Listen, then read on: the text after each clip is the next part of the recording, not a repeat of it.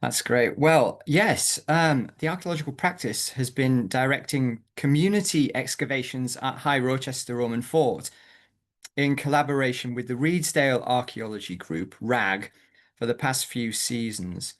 And this year we were joined by students from Newcastle University, along with site veteran Professor Jim Crow from Edinburgh University. And we usually just do the odd week, but this year we were lucky we had a month-long dig in July and into August. We'd like to thank the National Lottery Heritage Fund for making it possible, along with the National Park and Farmer Malcolm for allowing us to dig up his field once again. There's been some excellent talks recently by Jim Crow and by my colleague Richard Carlton, mainly about the history of the site and the latest excavations. Richard directed the dig, by the way. But today I just want to really talk about the finds assemblage from this season, which is only provisional, as the collection is yet to be appraised. So it's just hot off the press. So I'm afraid there'll be no great insights, but we'll go on this whistle-stop tour and hope it goes all right.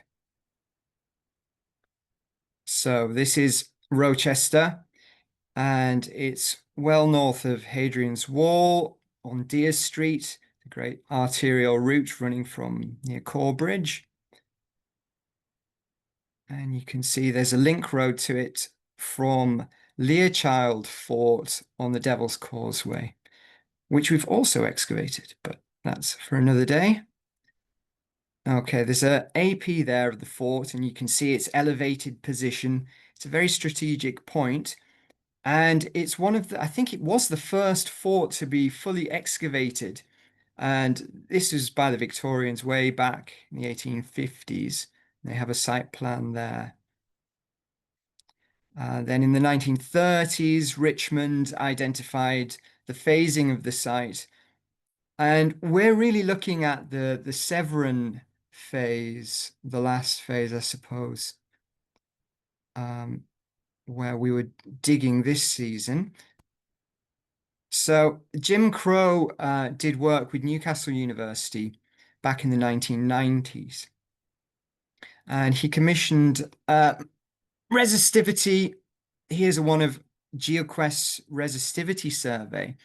And you can see just over on the left-hand side, projecting from the fort, it has an annex or a series of annexes. If I go back to the Alan Biggins did this magnetometry survey in 2003, and it shows you that there's this very large outer annex, which we found is turf ramparts, effectively.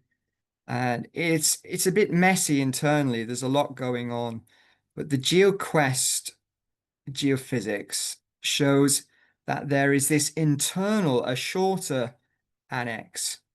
And we were looking at that as well, and that seems to have a nice ashlar-faced wall for the rampart.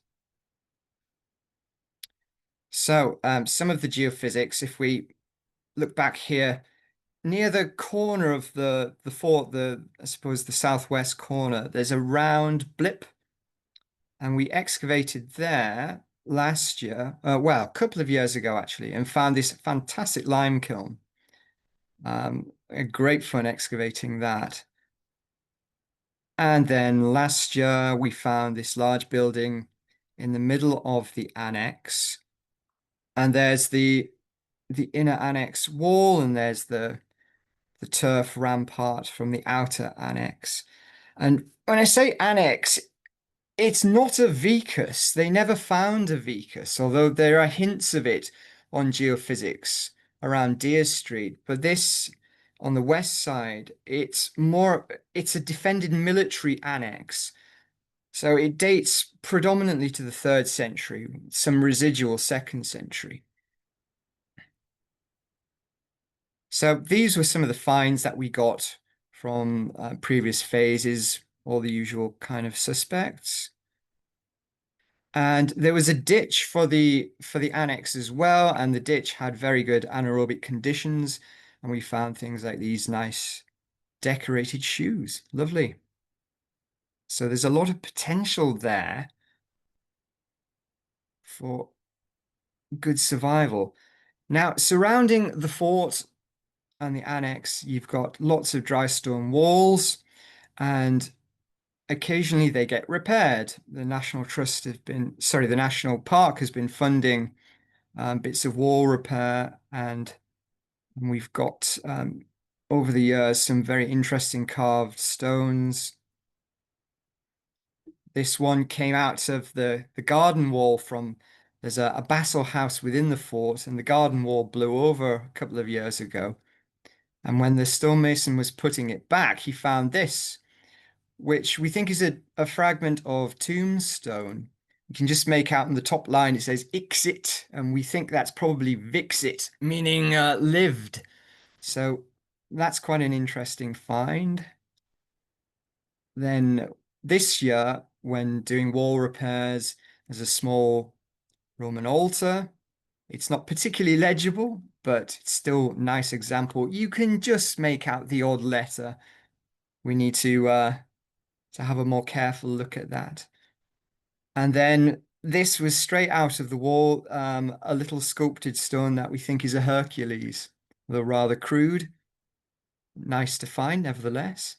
And I'm sure there'll be many, many more examples at these throughout all of these walls.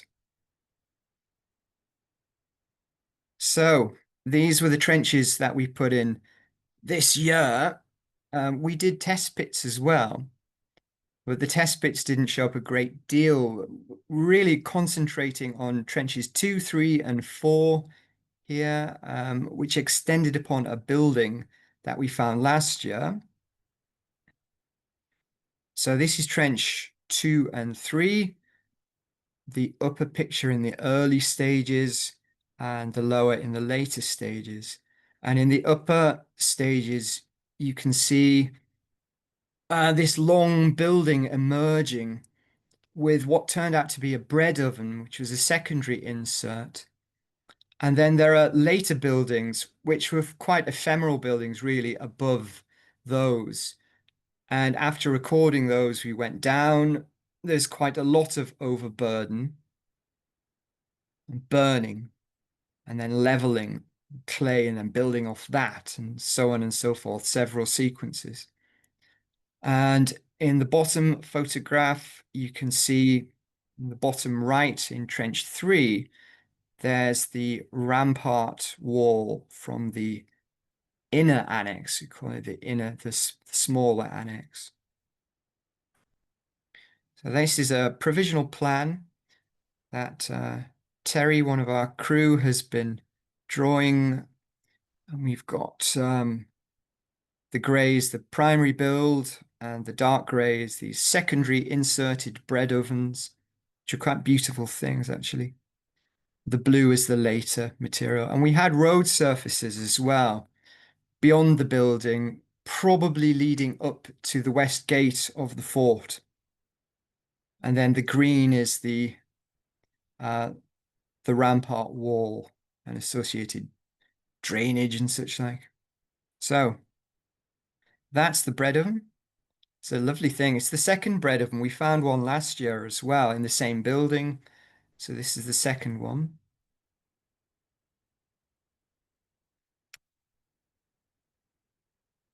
Okay. There's the team happily working away. We had a good number of volunteers, at least 15 every day through RAG, and we had about 24 students. And the pictures on the right are of the rampart wall.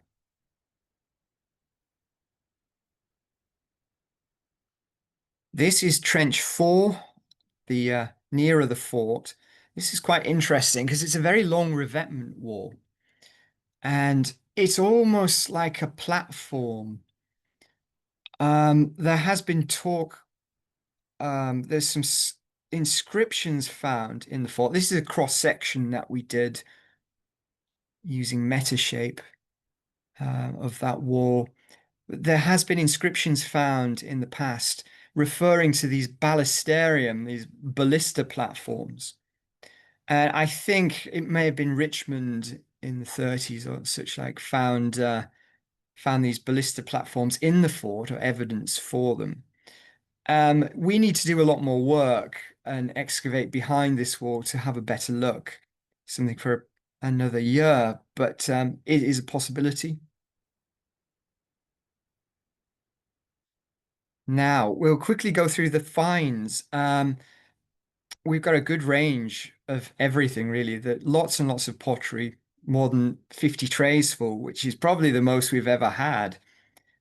They're to be appraised by Alex Croom at Tyne and Wear Museums. But we've got, as I say before, all the usual suspects, some lovely decorated Neen Valley ware and lots of amphora, lots of Samian, mortaria, etc. Some decorated Samian, some mortaria and beakers and black burnished ware. Lovely piece of stamped mortaria there. Like that shot. We had a lot of mortaria actually. What a beautiful thing. Stamped bases. Still to decipher half of these. Pot mens with lead repairs there. And this on the right, it looked like a fountain pen nib to me, but Alex was on site and she thinks it's sheet rivet for mending metal vessels. So there we are. Lovely thing. Then we've got an awful lot of glass as well. This is a nice piece. We've got lots of squared bottle glass. This is a nice flared piece. I don't know what you call it. It's kind of like a feathered effect, perhaps a handle. Quite a lovely thing. Beads. Chris from the National Park found a nice melon bead. We've got another little aquamarine bead. Coins. Lots of coins, actually. Bronze coins. And lots of silver coins this year. Good assemblage of denarii. Top left is of Pius and Salus on the reverse. And we've got in the bottom left Vespasian. The top right one we think is a counterfeit, actually. And then on the last day, we found this a hoard, effectively, of 5 denarii all fused together. So that's yet to be conserved. Always nice to find coins. Lots of brooches and buckles. Some nice examples. Again, we've got to have these properly cleaned. And this one was very nice. It still had some of the enameling, which was something of a surprise. Very delicate.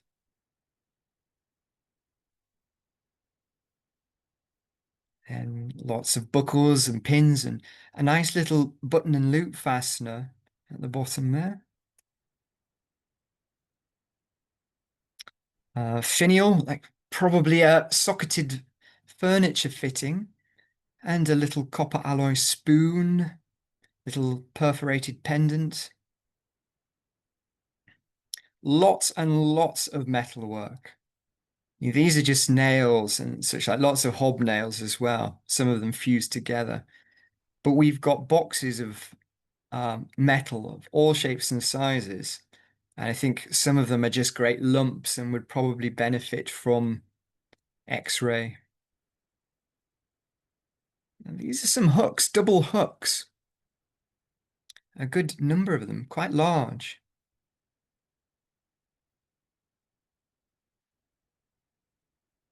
And then there's some military items as well. This is a socketed spearhead. The thinking was it was too large to be a ballista bolt, and the shape, they're pretty confident it's a spearhead. And then a knife, looks a bit like a kitchen knife. And this great lump, I remember when this came out of the ground, and Jim Crow was very surprised and said, "Wow, it's almost like a halberd head." I mean, it's a great thing, but again, it needs conserving to see what's encased. But it is quite a thin thing. It could be used as something like that. And then we've got lots of lead, and the piece on the left here is a piece of lead sheeting. It's almost slightly wrapped. It's broken, it's not in great condition. We didn't notice on site, not until we got back in the office and Lara spotted there's actually an inscription on it, which was quite exciting. There's at least 3 lines. We need to do a bit of photogrammetry and see if we can decipher what it says. Slingshots, spindle whirls, gaming counters. And then this, when we found this, it's just a piece of slate, and we thought nothing of it at the time, really. But it was found in the bread oven, and it's just speculation, but it's the perfect size for a dough paddle, like a spatula almost for scooping bread. And it's quite a lovely tactile thing. And given its location, wouldn't surprise me if that's where it was used for. Ah, lead unit seal. We think it's a unit seal. It's difficult to read. The first inscription says, I think it says Lug. At first, I thought that was Luguvalium, meaning Carlisle, a correspondence to Carlisle, perhaps. But I had a chat with Frank Gico about this from Wardle Armstrong Archaeology, who's found many of these at Carlisle. And he said it's more likely to be the person's name. He said with some careful cleaning on the reverse, we might be able to glean a better insight into the unit. Nice thing. And then this is one of our favorite finds. One of our postgrad students found this, and it's absolutely lovely. A little miniature bronze oil lamp. There aren't many examples of these around. And yeah, just a beautiful little tactile thing. You wonder if it's been used for some kind of votive use, maybe sat on a little altar, something like that. That was lovely to find. And then we had two intaglios, but they were very good intaglios. And we've got here a harvest scene. There are two cherub-like figures, the winged cherubs. We've got a fruit tree, and the upper figure is passing down grapes or something like that. And the lower figure has a basket collecting them. And then there's some kind of beastie on the left, or we think it's a goat or something like that, reaching up for the grapes as well. Maybe a mythological scene. But it's fantastic quality. We've had these looked at now by Martin Hennig, and he was very impressed and said it's one of the best harvest scene intaglios he's ever seen. And then the second intaglio is here. And when that came out of the ground, I said straight away, it looks like Socrates. There's been some debate about that since, and it was suggested it may be Silenus, who is a companion of Bacchus. However, Martin Hennig thinks it is Socrates. So we're very pleased with that. Again, it's very good quality. And most, well, I wouldn't say most, but a good deal of these finds were found very high up. They weren't really stratified. They were in the plow soil, in the topsoil. And the thinking is that given we've got quite a lot of high status pottery and high status finds in the topsoil, it could be that there's been midden material within the fort, perhaps around the Praetorium building, that has been dumped into the field in the annex, at some point, perhaps there is settlement inside the fort. There's been settlement since at least post-medieval days. There's a Bassel house and such like. And perhaps when they were building those, they may have landscaped and encountered midden deposits and then dispersed them into the field. That's our thinking at the minute. But as I said, all of this is very provisional, and the report will be out in due course. So I think that's it for now. Thank you.